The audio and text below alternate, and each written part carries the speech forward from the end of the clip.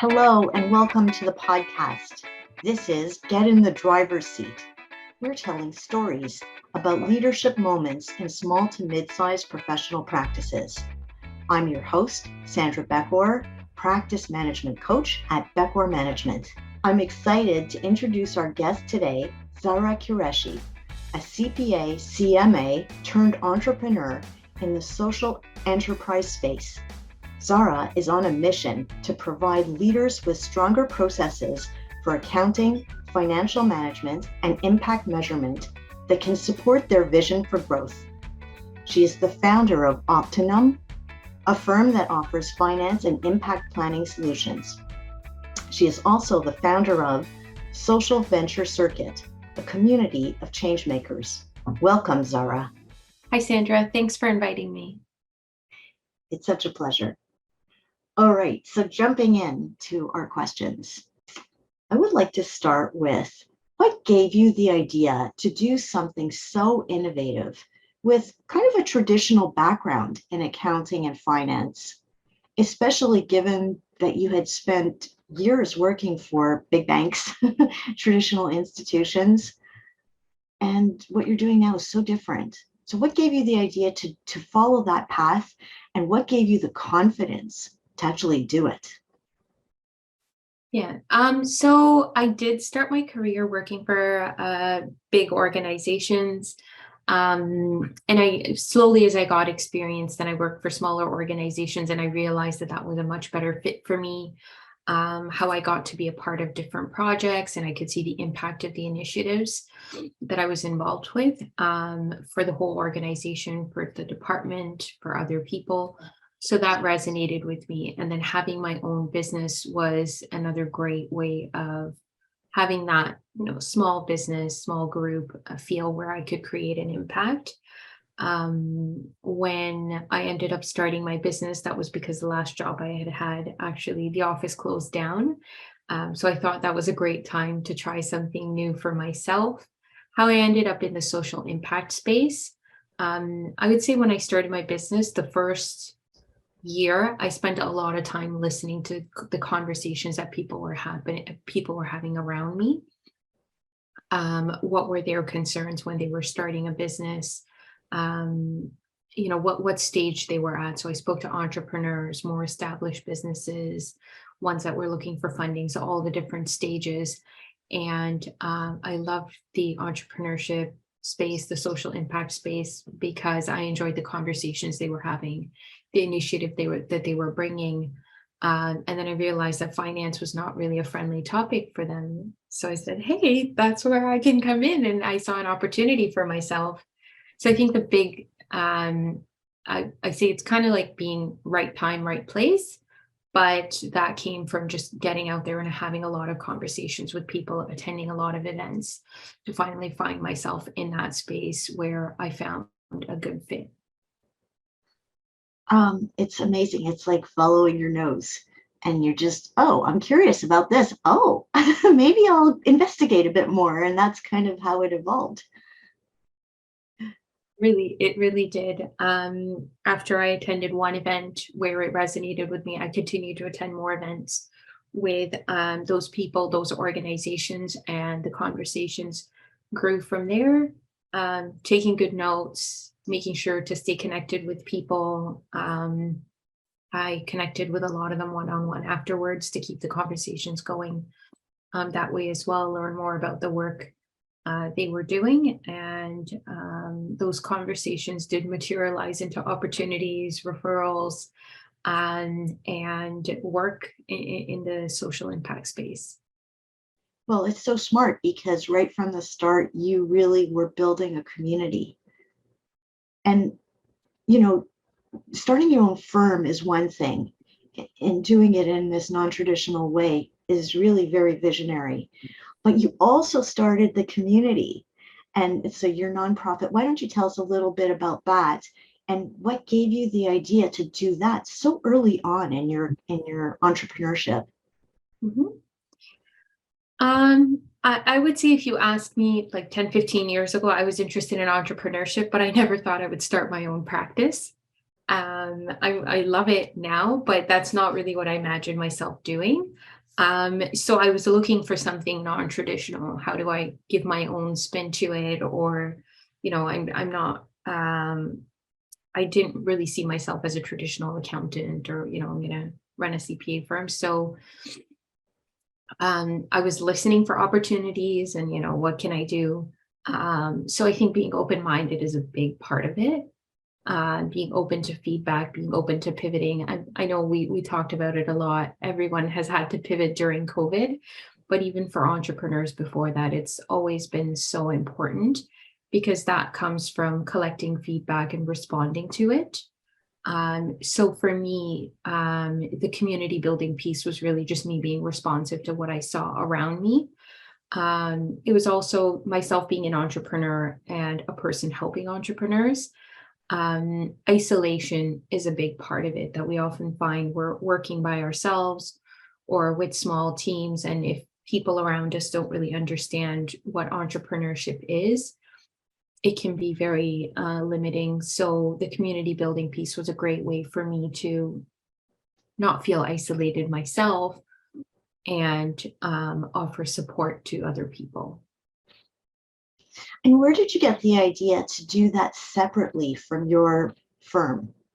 You could have said, well, I'll have a community as part of Optinum, but you actually went out and created a not-for-profit social venture circuit. So where did you get the idea to separate those as two individual initiatives? Mhm. So one was because I was interested in being a social enterprise myself. And I found that it was better for me to divide that up between two different initiatives. I'm a traditional CPA firm now. I have a CPA Ontario registration. I'm able to do what a traditional accountant does, and the community building piece didn't really fit in anywhere. It didn't really have a place in that model, and I didn't want, either framework to restrict the other because as a part of the community building piece, I'm not really talking about, or, I'm not really saying, hey, let's, do you have your financial statements ready or anything like that? So there are very different conversations that happen within both organizations. And wearing one hat or the other gave me access to very different conversations in very different rooms. So that was a big benefit of considering them separately.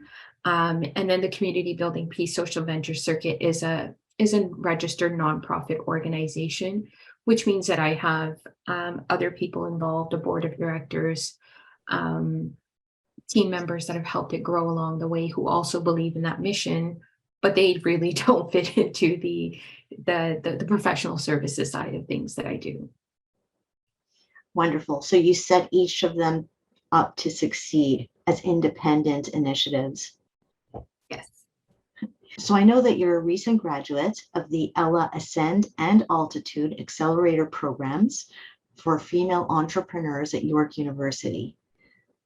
Why did you embark on that piece of your journey? And where did you hear of it? What do you hope to do with the new tools that you found along the way? Mhm. I would say Ella came at a really good time for me. It was a perfect fit for my journey when I ended up doing it. So when I joined at that point, it had been about a year and a half of me, participating in all those conversations, refining who I wanted to support and what I could offer them.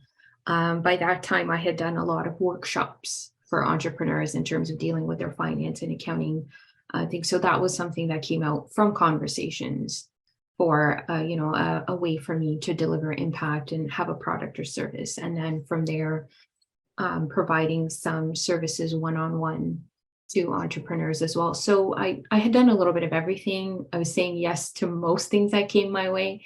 And I know that wasn't really the sustainable way to go. I've heard, if that's what you're doing, there's probably something that needs fixing. Um, so I was at that stage that I knew that I needed to clarify on my products and services, have a very clear value proposition on, what is it that people should work with me for, and what's the benefit that will come out of that. So when I joined Ella Ascend, the first part of it was all about design thinking. I had a coach who worked with me to develop my products and services. So, we had the conversation that I'm doing a lot of things. Let's structure them into, is it one-on-one service? Is it coaching? Is it workshops? So defining things in a way that I could articulate them on online and in conversations a lot more clearly. So the first part was all about refining that. And at that time, actually, my coach got me to start putting together a business plan, which I know doesn't happen not a lot of people will recommend doing a business plan anymore. It's a huge document. It takes a lot of work. I would say if I'd done a business plan when I initially started, it would not have been useful for me, but because I was trying to refine how I do things, at that point it became very relevant. I still use it. It's more my operating plan now. It's a guide on how I do things. It means I can share it with other people that come on board. So that started with Ella Ascend. I had the products and services, and I was starting to put together how I operate. And then later the same year, I joined Ella Altitude, and that was all about refining my sales and marketing. I had the pleasure working with Sandra to refine how I was articulating the products and services. I now knew I was trying to, convey their value. So how do I have those conversations? And coming from a traditional accounting position, I you show up in the morning, you sit in your cubicle, you do what got to be done, go home. There wasn't really anything remotely like sales that I had ever done before. So practicing those conversations, sometimes uncomfortable, but it was great to create that space to practice that. And I put together a market plan, got a lot of support for that as well. Um, so between the two programs, really a lot of clarification on the niche and the information that I had gathered over the first year and a half. I transformed that into a functioning business that I have a lot more clarity on how it's running. And the last piece I would articulate that I got from Ella was that when the business started growing, I felt like I was, rushing to keep up, but I was able to develop more skills and just expand my own capabilities to keep up and stay relevant as a leader of a growing organization. It's interesting because it's reminding me of when we ran into each other at the Ella. There was an Ella event. We finally got to meet each other in person because Ella was launched right at the beginning of the pandemic and went online overnight. And it was so great, even in our brief encounter at that beautiful party, to see that you were making so much progress on everything that we had worked on. And, I'm just wondering, are there any examples you can think of, an instance where you ran into a prospective client or a referrer, and you were able to just use those skills in the moment in a way that you just couldn't have imagined doing, a few years ago before you had done your work at Ella?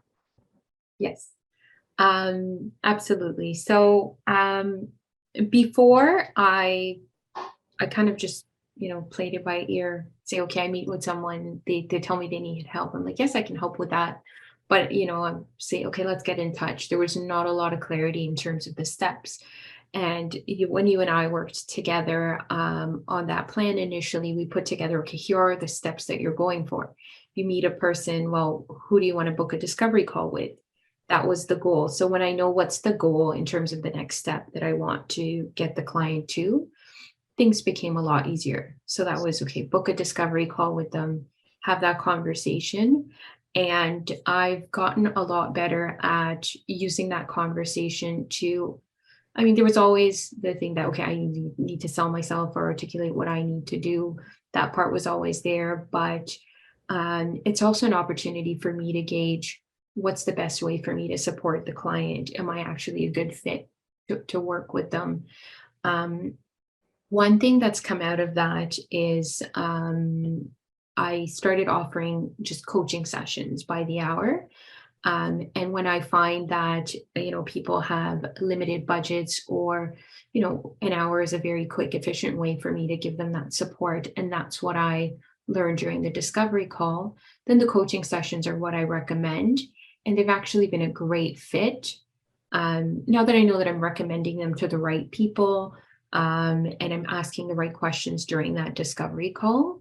And I love doing the coaching sessions. It's been a lot of fun, and they've been more accessible and relevant for entrepreneurs who are, they're not really, it's not really fair for me to pitch a monthly retainer service to have an accountant on board for a startup, but they do still need help. And that's a way that I can create impact with them and still create scope to work with them. So that's been, it's been so amazing to have that portion of my business sorted and have that service. Wonderful. It's such a great explanation of how process mapping helps you to offer better value, align better with your clients, and then, segment them into different areas of your practice. And it makes you feel better because you feel like you're not wasting your time and you're offering value. So you feel good about the work that you're doing. Yes, it feels good. And I feel like I'm working with a lot of different kinds of projects, and I'm able to work with them because of the way that I've set up the different tiers and how I go about learning about client needs. So the other thing I'm remembering from that event that we recently had at Ella when I ran into you is how cohesive the group was. And I saw you hanging with some of your friends, your colleagues from the year that your cohort graduated. And you guys were telling me how you remained friends and you remained a community to support each other. Can you tell me how has that bolstered your ability to grow as a leader in your field? Mhm. I don't feel alone, which is really nice. There's some challenges that before were very, very isolating, and I didn't always know who to talk to. But it creates a safe space where if I'm having an issue, I can go and ask, has anybody dealt with this before? What should I do? We have a WhatsApp group together. We share our wins, things that are coming up, or challenges we're experiencing, and that's been really good. That was actually also the first time that I met the group in person, though we had kept in touch. So that was really, really great.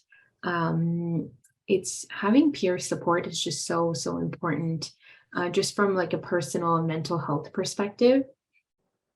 And then second, from just having a sounding board to be able to ask people who've gone through a lot of the same points in their journey. Some of them have figured things out, and are able to provide me with feedback. If I've already gone through something, I can provide them with feedback, and that feels really, really good. Yeah.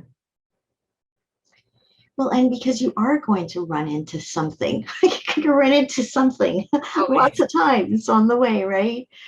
When people read the websites or the LinkedIn profiles, it just sounds like such a success story, and they don't they don't understand what you had to go through to get there, and still may be going through to get to the next stage.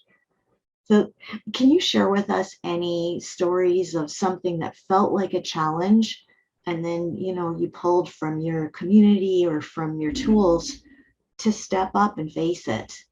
mhm. So the most recent thing, I mean, it was a small thing, but one of my peers were renewing their insurance policy. So, and we're like a professional, we're a group of like professional services people. So very, very similar in terms of how we set up and operate, but we're not in the same industry. So the person that I was talking to, she's not an accountant, she's a marketing person. So we were talking about figuring out some of like these back end operations thing, like having an insurance policy in place, having a framework in the back end to make some operating things a little bit more efficient. And it was great to have this, oh, I've heard of this person who recommended, a way that works really well for them, or I tried this last year and it didn't really work. And we can kind of have this, back and forth to see, okay, what could work, what are different ideas to try. And there's also like, okay, here's an idea, here's what I feel I'm going to try. In 2 weeks when we talk again, I'll let you know how it goes. So it's nice to have, it's a mix of accountability, safe space that, when something's happening, you can go share it with a person. The mix of that is really, really helpful. And these are not things that, I can always, like, if your family members are not entrepreneurs, they're not going to understand. They're not things I'm going to discuss with my clients. When you go to a networking session, there's not always room for that. So it's nice to know that there's people that I can have those conversations with, who can get behind the scenes for my story.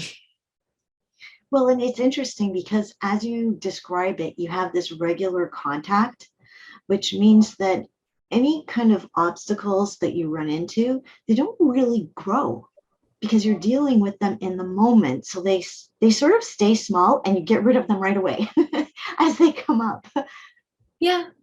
It could, part of that is accountability, and that, I know that if I don't keep it top of mind or resolve this issue, there's going to be a conversation about it the next time we meet up. And then if I need to think through the steps, or, consider the different options, I have other people who can help me think through that.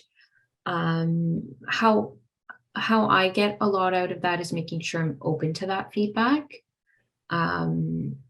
So if people recommend something, hey, I can connect you with someone who can have a conversation with you, or, I tried process XYZ and it did work for me. Being open to that feedback and trying different things can be really, really helpful as a part of that. That's a really good point, Zara, because, I think that never stops, that need to be open to the feedback.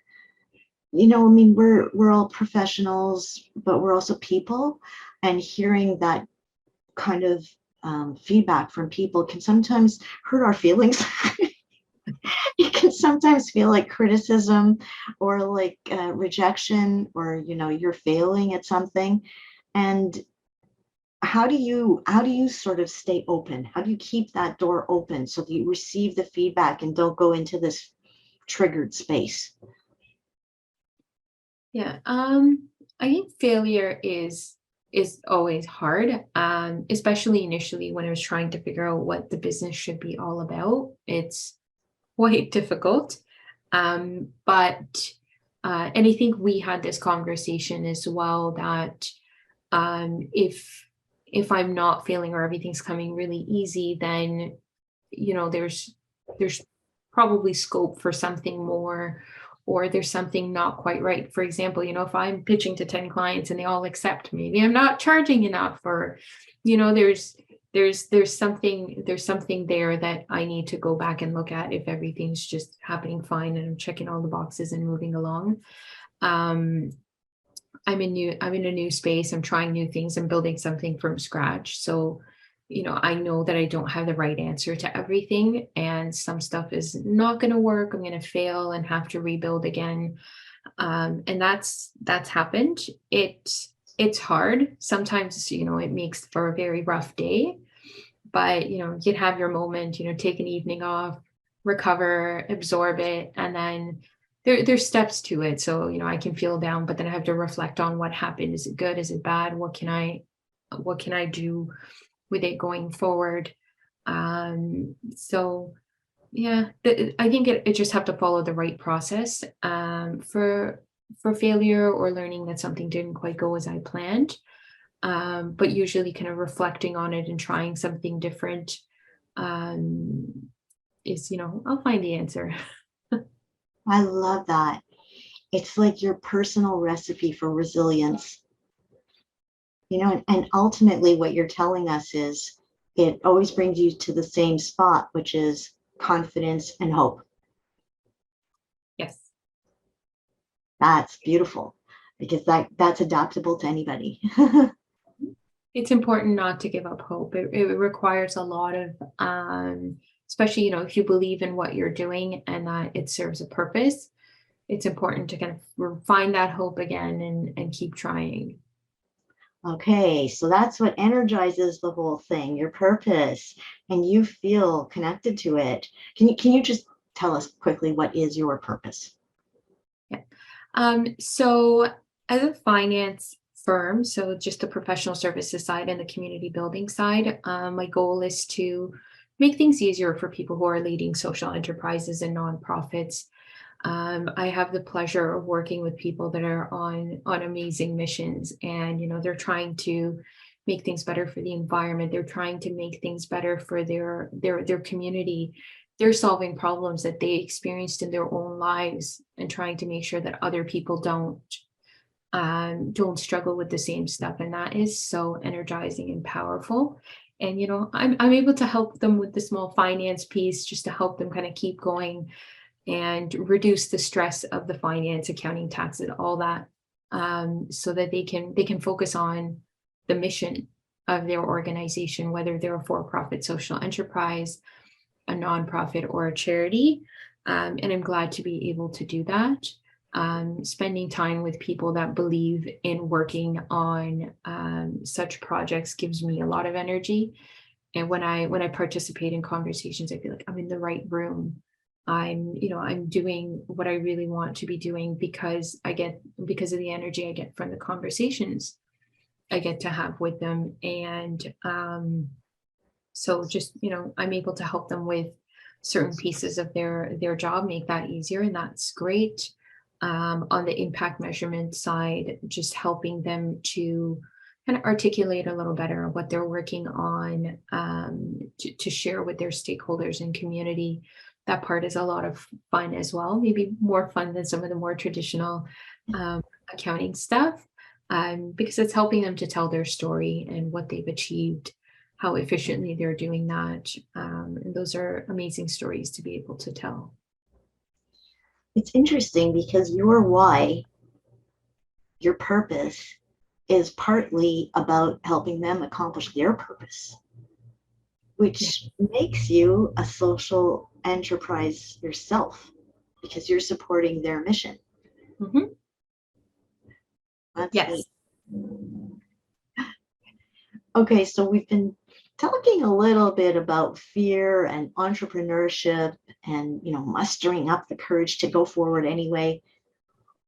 Zara, what would you say to any of our listeners who have an idea to start a business, but they're still feeling hesitant? Um, I still feel hesitant sometimes now. That's great. I still have days where I get scared, I get afraid, and it's not even on, one of those failure days where I was talking about. Sometimes it just hits you that, okay, there's a lot going on. Am I up for it? So it can kind of hit you at any time. It in some ways it never really goes away, especially if you keep growing and trying new things. I think it's important to kind of dig deeper in those feelings, not try to ignore the fact that you're feeling hesitant. Explore why. So there's certain things that we're worried about that are, quite legitimate. Got to put food on the table. Need a little bit of income security for the family, and that's, a completely legitimate reason to hesitate. So have that conversation with yourself or family members, whoever might be impacted, or peers who've gone through the same thing, to say, okay, what can I do about that? For some, it might mean just starting it as a side hustle and then leaving your full-time job, or having a part-time job, or, doing some part-time consultation and then working on the business. So there's different ways of, you know, resolving some of the practical reasons to hesitate. And then there's some, uncomfortable, because growth can be uncomfortable. That's not a reason to not start the business. Growth is uncomfortable. It's going to be. There's certain things we're going to do as we continue to hesitate and feel that feeling, and you just walk through it. So I think that's kind of how I sort out when I feel hesitation. Either there's things that I can work on, there are risks that I can mitigate, or risks that I've talked myself through to say, okay, I accept that. Um, uh, or if it's just a feeling of discomfort, enjoy it. What a great answer. Because really what you're saying is start by understanding what the hesitation is rooted in. Yeah. Are you feeling hesitant because there's a real practical reason? And I mean, I'm an entrepreneur myself, and I agree with you, that feeling never goes away. Here I am doing a podcast. I just started this, in January. What did I know about podcasting? So that was a pivot for me. And, every time you do go through some kind of a change, you're going to feel those uncomfortable feelings as you described them. And sometimes those uncomfortable feelings will be holding a red flag for you. You need to pay attention because it's telling you there's a step you need to take, or you need to understand something better, or you're not ready. But sometimes it's uncomfortable because you haven't done it before. And just if you at least understand where the feeling is coming from, then you can deal with the right issue. Absolutely. Very relatable to me too. And well, and actually I can reflect back on my own, because I'm just talking about, starting this podcast, which is one of my newest changes to my own business. And I remember thinking pretty certainly I wanted to do this. And I don't know why I had such a strong feeling of certainty. But even that I looked into and I understood, oh, it's very close to what I really love doing, which is coaching, because we have this one-on-one engagement, and and we go deep into a topic. So it was close to a type of work that I already felt comfortable with, but I still felt uncomfortable because I'd never done it before. So I realized, oh, okay, so I need to take a few steps to, pave the way into feeling like I can do this. And, what did that include for me? Well, listen to some podcasts, find a style that I like, and do some guest podcasting so that I could get comfortable with the role before I actually have a vision for my own podcast. And, and so those steps started to minimize the feelings of hesitation. That's very smart. Yeah. So, Zara, I have one more question. Please share a story with us that helps us to understand why your work is worth all the time and the energy, which we know is significant, that you have invested in it. And what do you hope for next? Why is it worth it? So when I reflect back on, 5, 6 years ago, when I still had a job and what that experience was like versus what I'm doing now, um, I am involved in a lot of different initiatives. The type of organizations I'm involved with are very, very different. So I love that. I pivoted my whole career in a way that's got me a lot more excited. The relationship in terms of supporting clients versus kind of more like the coworker manager, like a traditional structure that I was used to before. Though I might be doing the same things, the relationships are so different. I think partly it's because I'm in the social impact space, and partly it's because it's a relationship with clients versus coworkers, and they play out very differently. And that was something I was uncomfortable around. I didn't really early on see what my persona would be as a person working with clients, but it came very naturally to me over time, that I was able to develop those relationships and support them.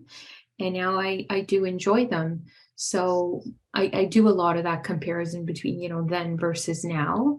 And I still reflect on that. And I think um, I wasn't sure if I was cut out for it, but the change in how I do things and what I'm doing, it happened. So it was quite subtle. Like, every time something new happens, you kind of rise to the challenge. Okay, this is what I have to do today. I did it. The next day, something a little bit different happened, rose to the challenge and did that. And now I look back on what I can do now, how I operate and who I am now versus when I was working. And I see such a big difference, but it happened so gradually and it was so subtle. I'm like, hey, this is kind of cool. I grew into the role without even realizing all the change and transformation that was happening. And I think sometimes when I look forward, I still get overwhelmed in terms of, okay, how do I want to grow? What's the next step? But then I look back and I know that the version of myself from, let's say, 6, 7 years ago, if you had told her what I would be doing today and everything that I've been able to create, I think she would be quite surprised, which is really cool. I think she would have seen that and she's like, wow, I did that. So that's kind of cool to think about that change that's happened. And that also gives me reassurance. Well, if I can do that, then there's more room if I continue to be open to growth and learning. It is extremely cool that you were able to see these possibilities and make them happen. And even that last part that you said about, reminding yourself that you did this and looking back and seeing the growth that you did, because it helps ready you for the next step. That's where, you overcome any kind of fear. When you're able to do that, that is a life skill, to tell yourself, look at the things I did. I can do this. I can do this next part. Yes, we're capable of so much change and transformation and taking on challenges. Sometimes when we get afraid, we don't really stop to appreciate that. Mhm. And we can do it. There's so Yeah, much that we're capable of. the negative part is really loud. So when you do this intentionally, looking at, oh, wow, look what I did, the positive gets louder. That's great. Yes. Oh, well, thank you so much, Zahra. And to our listeners, if you are interested in learning more about Zahra's finance and impact planning solutions for social enterprises, nonprofits, and other innovators, go to optinum.ca. That's optinum.ca. Or to learn more about Social Venture Circuit, a community of changemakers offering resources, support, and connections, go to socialventurecircuit.ca. Thank you, Zahra, for your time and your insights. Thank you, Sandra, for inviting me to have this conversation. It was such a pleasure. Such a pleasure. You've been listening to Get in the Driver's Seat, stories about leadership moments in small to mid-sized professional practices. I'm your host, Sandra Beckor, Practice Management Coach at Beckor Management. Take care, everyone.